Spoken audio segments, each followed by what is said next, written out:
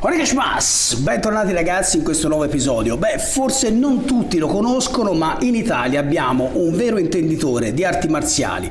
Oserei dire forse il più grande intenditore di arti marziali, un personaggio che ha fatto delle arti marziali la sua missione di vita. Ma forse non nel modo che tutti voi vi aspettereste. Stiamo parlando di un vero esperto del cinema delle arti marziali. Anzi, come ho già detto, probabilmente parliamo del più grande esperto di questo lato delle arti marziali in Italia. E non solo, un grandissimo esperto anche di tutti i protagonisti di questo tipo di cinema. Una persona che ha scritto diversi libri sulle arti marziali e ben 5 libri su Bruce Lee. E non solo, questa è solo la punta di una carriera al servizio del cinema, ma soprattutto di una missione grandissima, le arti marziali.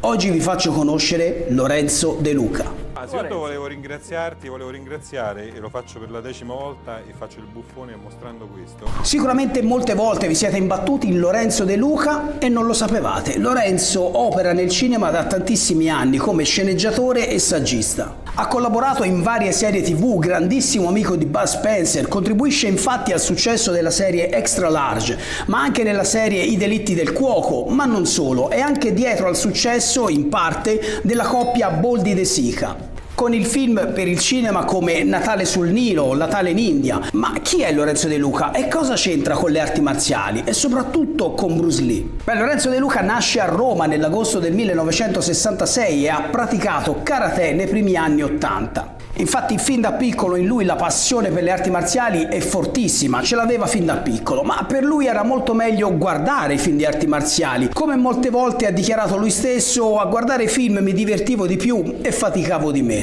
Nasce così, attraverso questo tipo di cinema, la passione per Bruce Lee, e precisamente nel 1973, quando vede i film di Bruce Lee in un cinema. Ma è solo nei primi anni 80 che poi inizia sistematicamente a raccogliere tutto quello che poteva su Bruce Lee. Riesce a fare questo anche con degli scambi con dei collezionisti americani, ma anche con alcuni contatti di Hong Kong, dove però scoprì che in realtà non ne sapevano molto più di lui. Ottiene così anche informazioni da fonti dirette come Brandon Lee e altri personaggi che conoscerà nell'arco della sua incredibile carriera. L'abilità di Lorenzo De Luca è stata anche quella di saper riconoscere le informazioni attendibili, riuscendo a dividerle da quelle meno affidabili. Per lo più le fonti più accessibili erano poco attendibili, perché all'epoca c'era molta confusione, ma Lorenzo è riuscito a rimettere sempre insieme i pezzi e a far combaciare tutte le varie informazioni che raccoglieva. Oggi con internet basta cliccare e si trova un po' tutto su tutti, ci sono molti siti a tema, ben fatti anche,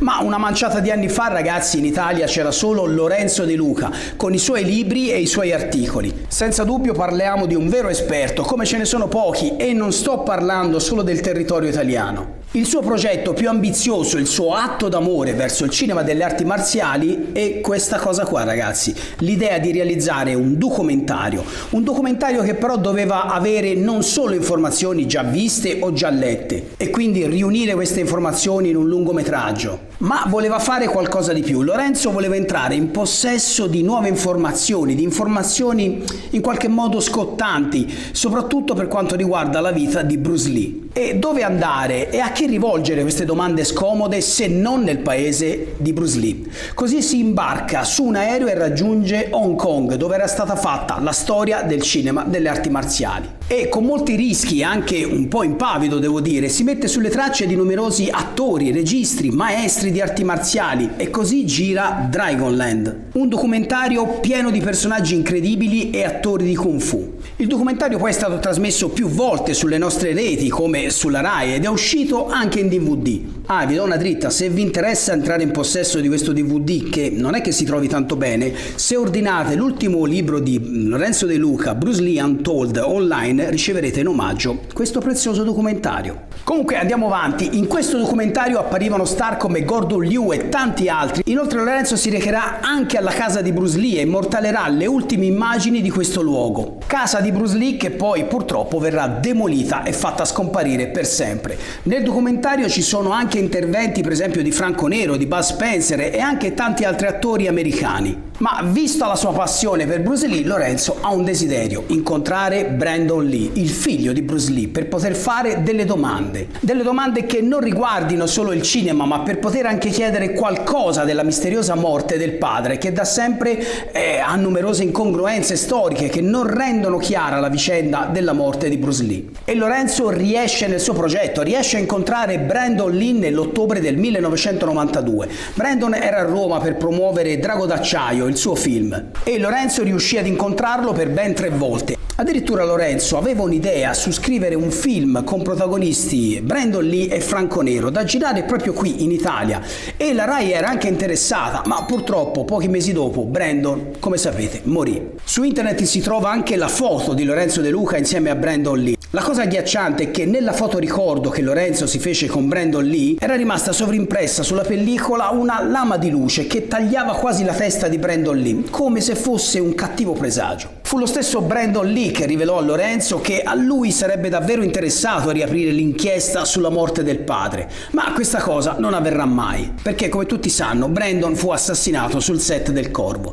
Riuscì a incontrare anche Jackie Chan, Sammo Hung, Van Damme, e ogni volta chiedeva a tutte queste persone informazioni su Bruce Lee, ma ognuno aveva più o meno le sue teorie. Comunque, come ho detto, il documentario è veramente interessante, è stato trasmesso tantissime volte sulle nostre televisioni e contiene molte informazioni su Bruce Lee che gli sono state rilasciate da chi realmente conobbe Bruce Lee. Lorenzo infatti è riuscito a entrare in contatto con amici, parenti, praticanti, colleghi di Hong Kong, e tutti concordano nel definire Bruce Lee un marzialista abile, non solo un attore. Bruce non era solo un attore, ma era un istruttore, uno sceneggiatore, un filosofo, un saggista, un produttore, insomma un artista completo. Chiaramente con i suoi limiti, perché purtroppo è morto giovane. Lorenzo si mette letteralmente sulle tracce delle triadi cinesi a Hong Kong, e di triadi a Hong Kong, ragazzi, ce ne sono davvero tante. Ricordiamo che a quel tempo, una volta divenuto famoso, Bruce Lee stava sfasciando un po' il dominio nel cinema. Era un carattere un po' particolare, insultava grossi produttori e registi che erano comunque legati alle triadi.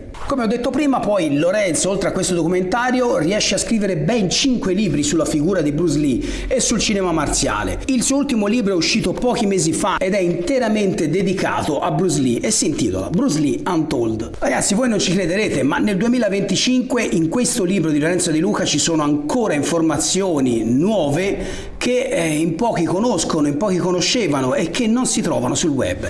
Grazie all'accumulo di materiale che Lorenzo ha acquisito per decenni, è stato in grado di pubblicare un altro libro con aneddoti mai letti in giro. Oggi Bruce Lee suscita ancora curiosità sul web, nei videogiochi, nei social, ma è proprio questo punto che a Lorenzo piace poco. Oggi i social si propongono di fornire una narrazione incontrovertibile della realtà, ma in realtà sono i cultori come Lorenzo De Luca ad avere talmente tanto materiale da fare letteralmente invidia a Wikipedia sull'argomento. Lorenzo De Luca ne sa, e ne sa molto. Ha anche un canale YouTube che si chiama appunto Dragonland e regolarmente posta curiosità, come quella di riuscire a individuare tutti gli attori, il nome di tutti gli attori e cosa avessero poi fatto nella sua carriera in alcuni film di Bruce Lee. Ragazzi, ci vuole veramente una conoscenza smisurata. Sul suo canale troverete tantissime curiosità, aneddoti e approfondimenti sul cinema marziale che ha rivoluzionato un'epoca.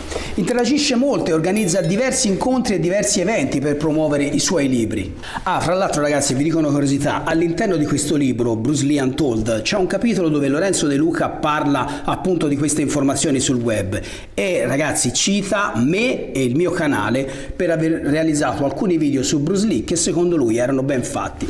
Comunque è stato grazie a Lorenzo se i fan di Bruce Lee hanno scoperto che Bruce Lee ha esordito per esempio all'età di 6 mesi nel ruolo di un neonato in un film che poi è andato perduto. Come è solito dire Lorenzo, Bruce Lee non è un mito, il mito è un'invenzione che l'uomo fa fin dalla notte dei tempi per spiegare fenomeni che non comprende. La leggenda invece ha una base di verità che viene ingigantita. Ecco, Bruce Lee secondo Lorenzo De Luca è una leggenda, perché come dice lui, se fosse un mito staremmo parlando di qualcuno che in realtà non è mai esistito. Beh ragazzi, adesso sapete chi è il più esperto di questo settore in Italia. Come ho detto, fate un passaggio sul suo canale YouTube e troverete tantissimi video con tantissime curiosità. Beh ragazzi, il video finisce qui, fatemi sapere nei commenti se conoscevate Lorenzo De Luca e noi ci vediamo al prossimo episodio. Domo arigato!